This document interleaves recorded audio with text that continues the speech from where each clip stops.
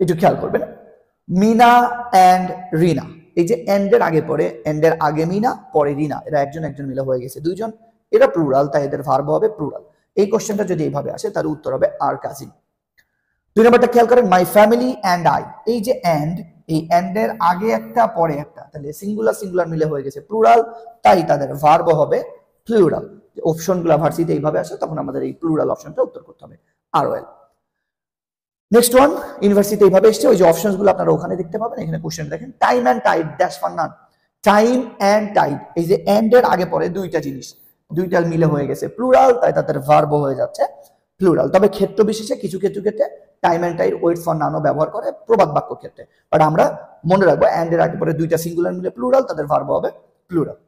এরপরে খেয়াল করেন, Jamal and I, Jamal and I, এই যে জামাল অ্যান্ড আই, এন্ড এর আগে পরে দুইজন, তারা প্লুরাল, তাদের ভার্ব হবে প্লুরাল, অর্থাৎ তাদের ভার্বটা উত্তর করতে হবে ওয়াক টু স্কুল।